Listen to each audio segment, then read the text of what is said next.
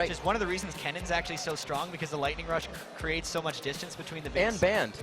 And it's probably a smart ban. Oh, man.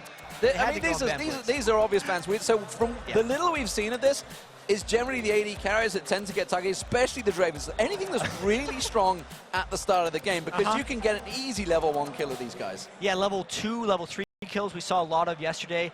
When we check out some of the VODs that are online, we saw, I mean, if that's not targeted at yesterday, I don't know what it is. Blitzcrank, Kennen, and Annie were all used yesterday. Yep. And remember, the guys, these are blind picking. They can't see what each other's done. They know what they've banned. They can't see what is coming out. It does surprise me that Varus actually snuck through, but he's gone for Thresh. Thresh is locked. That's the first lock-in, right? I really want to see. We're waiting. I really want to see this Heimerdinger actually get locked in. What would you do against a Heimerdinger? It's so strong in a 2v2 because there's, you don't need to worry about a jungler coming down at you. You just need to think, I'm just going to poke you with rockets. It's going to be really annoying.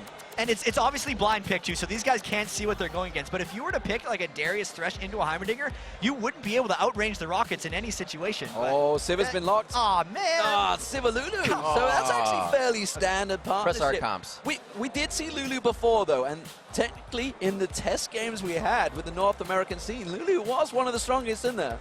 Lulu was real strong, but look at this. Like someone said, totally normal lanes. Totally normal lanes. And they don't have to, right? We came in here saying this. It could be anything. It could be Bruiser. It could be a crowd control lockdown, but they have gone to regular. Yeah, so, I mean, what are you thinking? If you could go 2v2, any champion out there, 2 guys, it could be Annie Brand, which we've seen working in that bottom lane. Bring the heat to the magma chamber. Exactly, Riv. I was setting you up nicely for that one there. Good one, Riv. Did have it. Freak would be proud. But what would you think? I mean, would you go with something that's just crazy strong from level 1, or just something that you're gonna hang on? I always had level 6. I mean, level 6 is a long stretch in a straight 2v2 when only 2 kills need to be made or 100 CS. I always had in the back of my mind that the extra passive champions would be a way to play it. The Anivia, the Zac, to be able to come back after they've used all of that hard aggression. But we'll see as we we're gonna get to see right away. I wonder if they're actually gonna be able to use this brush here, because it's so far off onto the side of these lanes that, you know, Thresh does have the catch potential in these ones, but it's going to be so hard to actually create any kind of kills. So this is the first time you guys at home have seen the Magma Chamber, and as you can see, it's a pretty short map, as you would expect. It's a setup for a straight dueling map. It's actually quicker to walk back to base than it is to back off. You can see, obviously, the North American team, they're trying to set up a little surprise here. It's not really working out. Surprise creeps! His auto attack.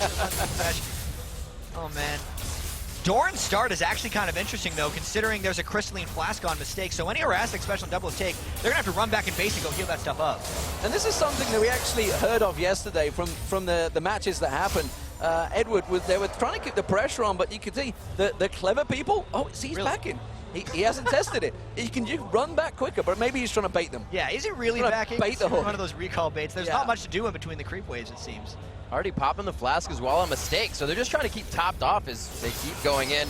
The back and forth only, but we have to remember the CS count in this as well. Oh, wow. Little aggression there. That's going to make these guys have to play back.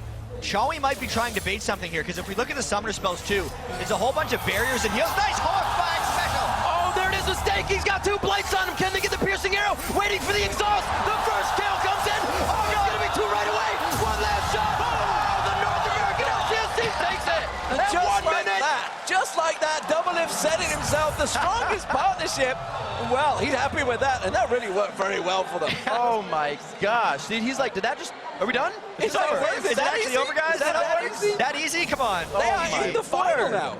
They are in the final, North America. You look at the matchup right away. Aggression versus we have to wait till we get that damage, and they used it off the bat. That game was 1 minute and 47 seconds. And this is why I was